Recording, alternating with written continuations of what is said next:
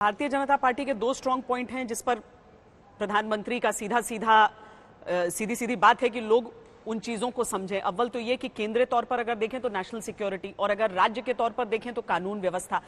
ये strong points का जिक्र इसीलिए हो रहा है क्योंकि बहुत सारी ऐसे वीक पॉइंट्स हैं, वीक एरियाज हैं जिनके बारे में लोग ध्यान न दें, या फिर अगर वो हैं तो उससे बीजेपी उबरे। अब कानपुर हम आपको लेकर चलते हैं जहां से शुभांकर हमारे साथ हैं।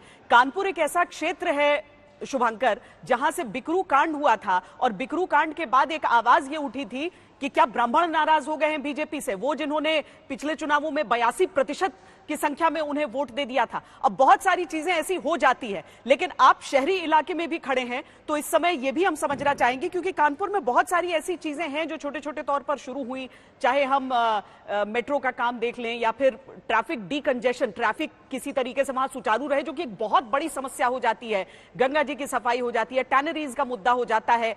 लोग इन सभी मुद्दों को ले रहे हैं या फिर एक शहरी इलाका होने के नाते जो एक तरह से एक भावनात्मक भी कई सारी चीजें सामने आ जाती हैं, वो भी आपको सुनाई दे रही हैं।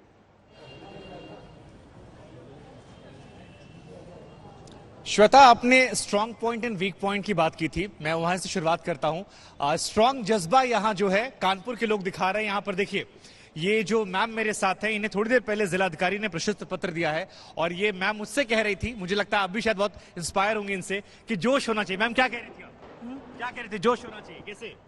हम जो हम कहें कि जो बच्चों से कहें कि हम नहीं चल पाओगे, हम कहें कि जो हम चलेंगे वोट डालने।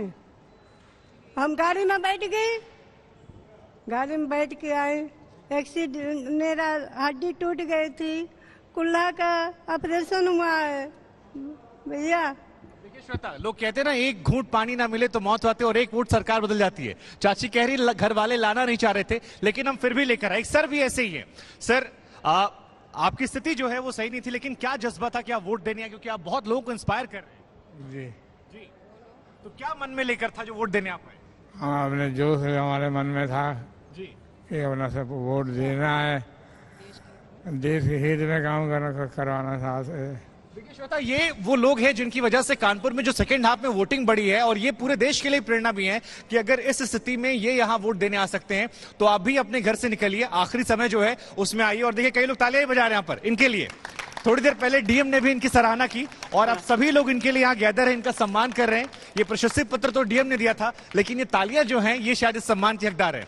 और बाकी रही बात मसलों की, तो जिन मसलों का जिक्र आपने किया, चाहे वो बिकरू कांड की बात की जाए या बाकी कई और मसले थे, कई मसले ऐसे रहे जो सुर्खियों में ज्यादा रहे, लेकिन जब आप ग्राउंड पे लोगों से बात करते हैं तो वही पुरानी धारणा कानपुर में कम से कम महसूस होती नजर आ रही है, वही पुराना मेल मिलाप जो है। और यहां पर भी अगर लोगों से आप बात करेंगे तो उनकी वही बातें ऑफ द रिकॉर्ड निकलकर सामने आ रही है। व्यक्तिगत लगाव है, जिस सीट पर हम फिलहाल मौजूद हैं, सतीश महाना को लेकर उनका एक जुड़ाव है जो बार बार अक्सर लोग जाहिर कर रहे हैं। हालांकि वोटिंग परसेंटेज जो है वो ज्यादा बढ़ रहा है, और इस वजह से ये परसेंटेज का झुकाव किसकी तरफ है, ये पक्ष में है या विपक्ष में है, क्योंकि दावे दोनों तरफ से हैं। तो ये दिलचस्प है। लेकिन मुझे लगा श्वेता, ये जो है ये बड़ा दिलचस्प है। देखिए, ये थोड़ी देर पहले डीएम ने इनको दिया था, और मैडम को हमने खास आपके लिए रोक रखा था क्योंकि ये आपकी प्रशंसक भी हैं, इन्होंने काम आपको देखते भी हैं, और मुझे लगा कि इससे पूरे देश को हम इंस्पायर कर सकते हैं।